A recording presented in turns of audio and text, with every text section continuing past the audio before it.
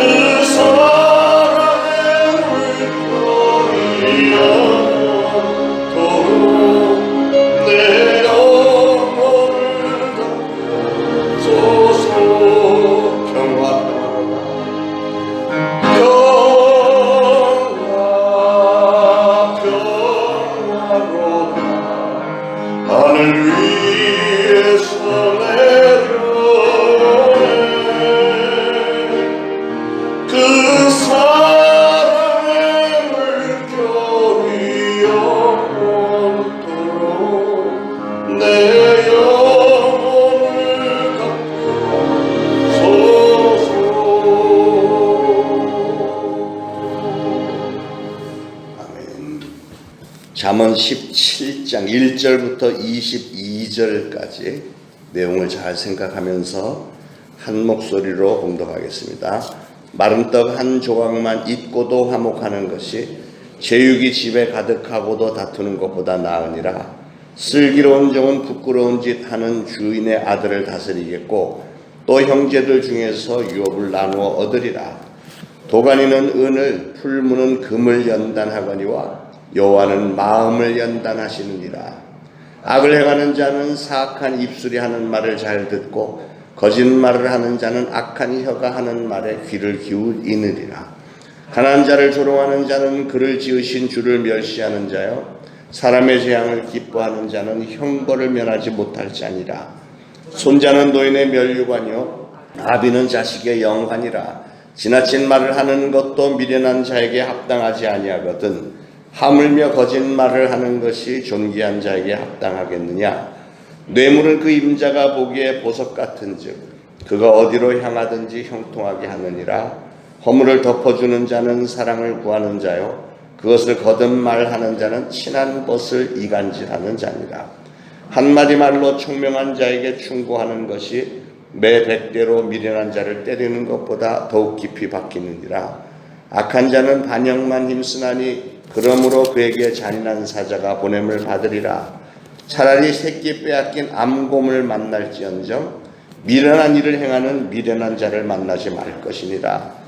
누구든지 악으로 선을 갚으면 악의 그 집을 떠나지 아니하리라. 다투는 시작은 뚝에서 물이 새는 것 같은즉 싸움이 일어나기 전에 시비를 그칠 것이니라. 악인을 의롭다 하고 의인을 악하다 하는 이 두 사람은 다 여호와께 미움을 받느니라. 미련한 자는 무지하거늘 손에 값을 가지고 지혜를 살해하면 어찌민고.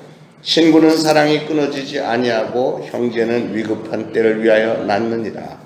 지 없는 자는 남의 손을 잡고 그의 이웃 앞에서 보증이 되느니라.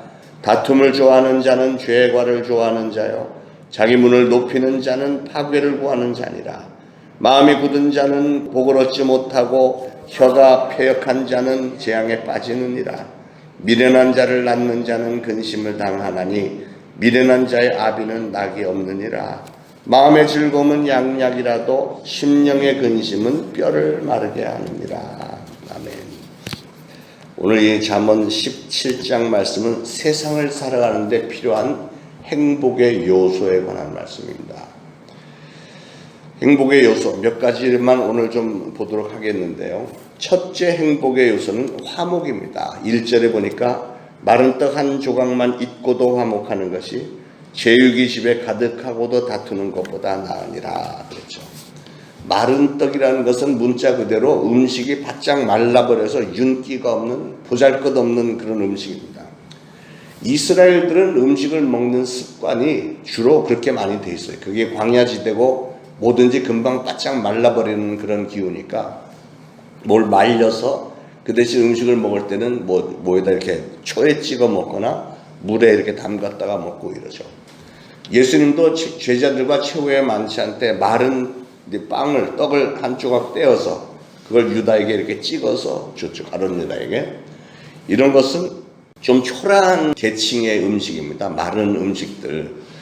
그러나 여기 보니까 제육이 집에 가득하고도 다투는 것보다 나으니라. 제육이라는 것은 그대로 고기를 얘기하는 거죠. 풍성한 고기를 곁들인 기름진 식탁을 얘기하는데, 그런데 그렇게 풍성한 식탁을 먹으면서도 마음이 불화하면, 가족들 간에 불화하고 하면 맛없는 마른 떡 한 조각을 먹으면서 화목한 것보다 못하다는 거예요. 늘 진리의 말씀이잖아요. 이 말은 화목이라고 하는 것이 얼마나 귀한 것인지, 얼마나 값이 있는 것인지를 말하는 겁니다. 아담이 범죄한 후에 하나님과 불화하면서 하나님을 피해서 두려워서 나무에 가서 숲속에 숨었고, 가인이 하나님 앞에 죄를 범해서 불화해지니까 결국은 도망다니면서 유리방황하는 자가 됐죠. 요나가 하나님과 불화하더니 뱀이 창으로 내려가서 숨어서 거기서 잠이나 자고 있었고, 다윗이 죄를 범한 후에 하나님과 불화 관계가 되고 얼마나 회개의 눈물을 많이 흘렸습니까?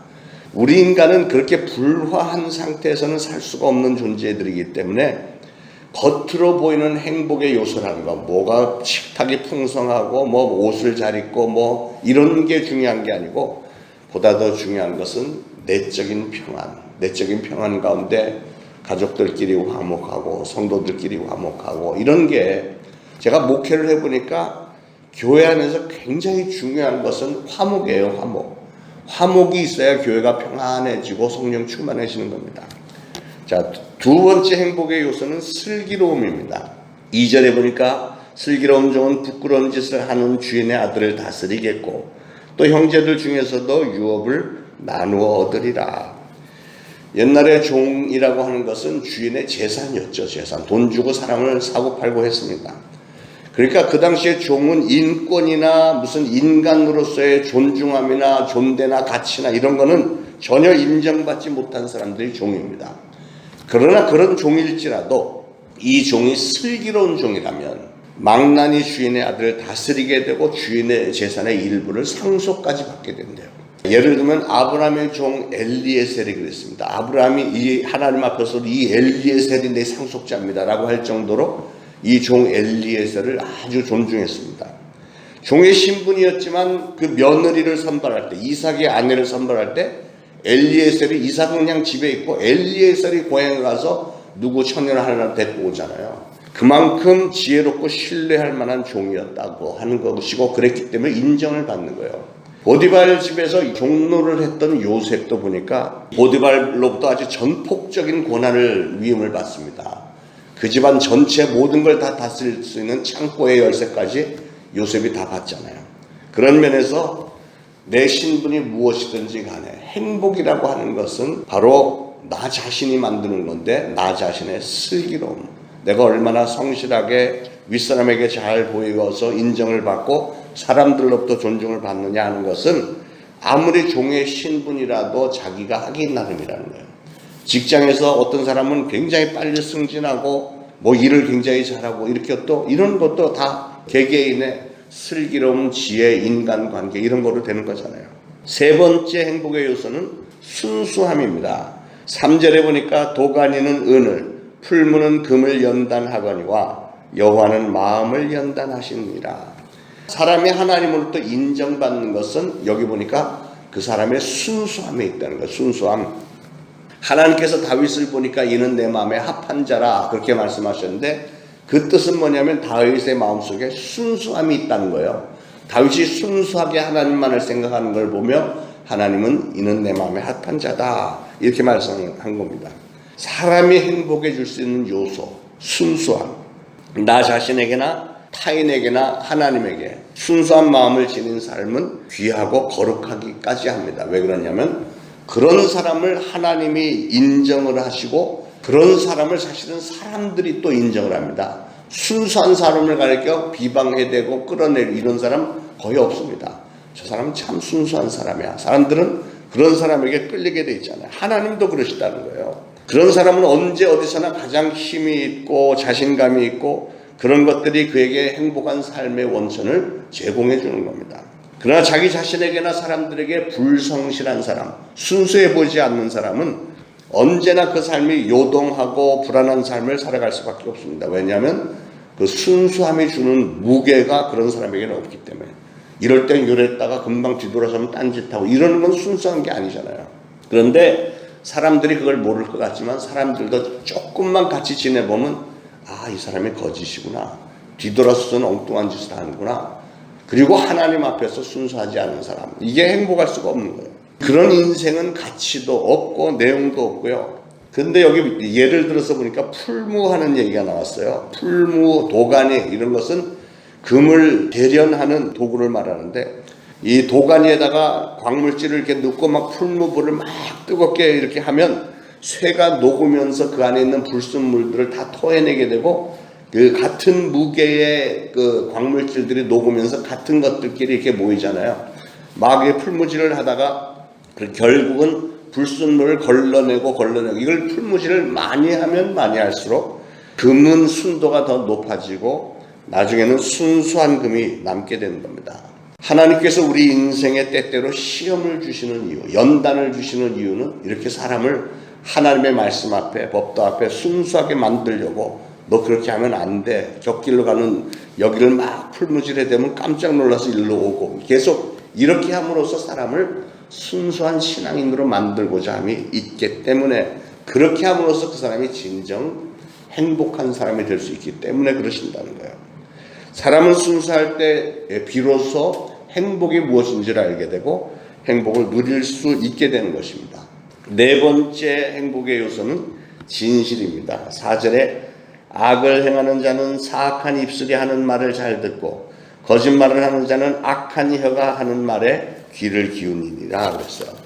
사람이 진실하지 못하고 그 마음속에 악한 생각을 품고 살면 언제나 진리나 진실의 마음을 가지 않고 거짓 괴사나 이런 그 악한 계획들에 귀를 기울이기가 쉽고요.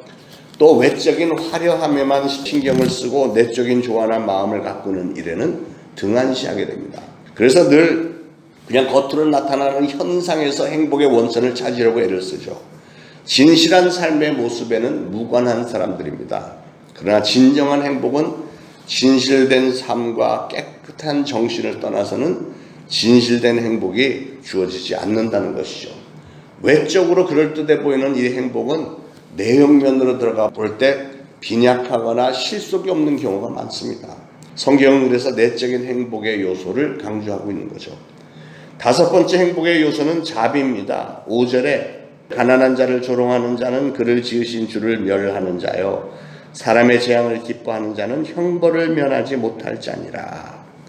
사람이 가장 기쁨을 느끼게 되고 보람과 희열을 느끼게 되는 때가 언제냐? 그것은 베풀 때, 베푸는 삶, 나누어 줄 때, 이런 삶을 살 때 사람이 굉장히 뿌듯하고 행복을 느끼는 거예요. 무엇인가 주고 베풀고 나누어 주고 이럴 때 주어지는 기쁨은 무언가 얻고 받았을 때 주어지는 기쁨과는 다릅니다. 받는 것도 참 좋은데 내가 누구를 줌으로 인해서 내가 나도 모르게 인생이 괜찮은 거예요. 행복하고 막 느껴지잖아요. 그래서 주는 마음, 베푸는 마음에는 놀라운 기쁨과 행복함이 따라 붙습니다. 그래서 베푸는 사람은 베푸는 일을 중단하려고 하지 않습니다. 계속 베풀어요.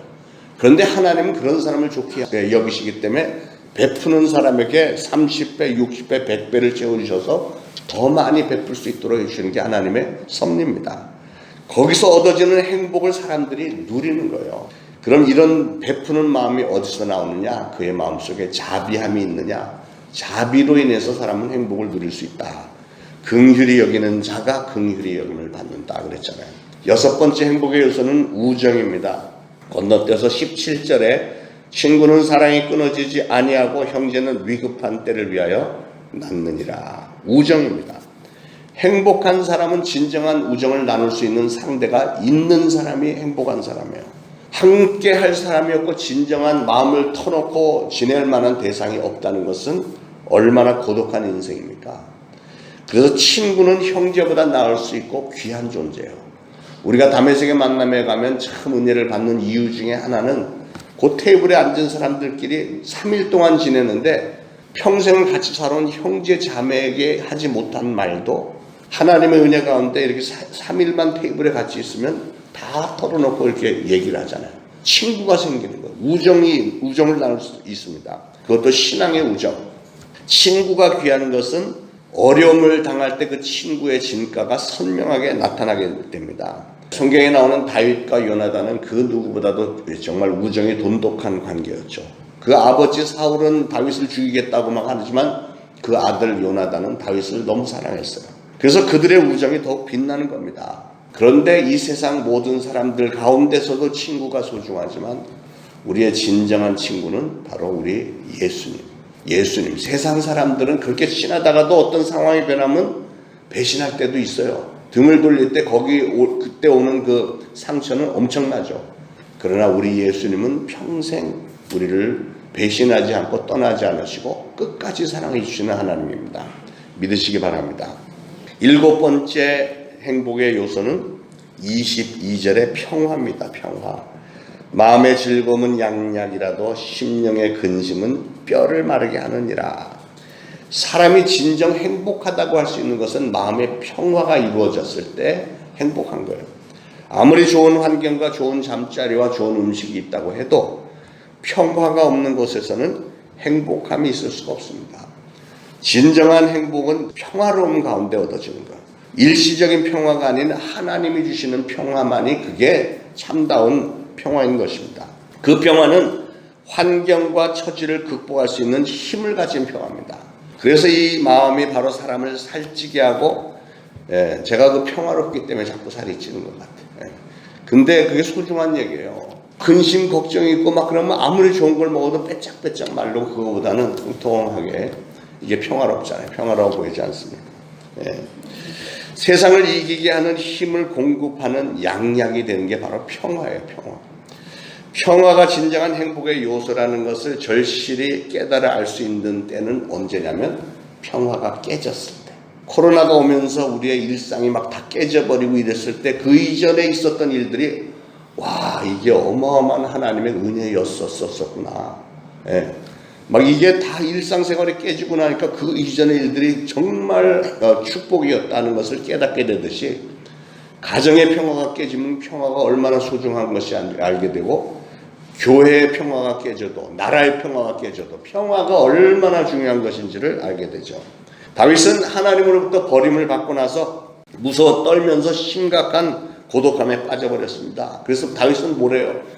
매일 밤 하나님 앞에 기도를 하는데 막 베개를 적시고 침대가 둥둥 뜰 정도로 막 부르짖어 기도하고 울면서 기도하는 거예요. 왜 그랬죠? 하나님과의 평화를 회복하기를 그렇게도 간절히 원했던 겁니다. 하나님과 함께 살던 사람이 하나님과의 평화가 깨졌을 때 찾아오는 두려움은 내 일생의 모든 것을 다 뺏어가 버립니다. 그것이 바로 오늘 22절을 보니까 심령을 마르게 하고 뼈로 쇠잔하게 만드는 그런 아픔이 된다는 거예요.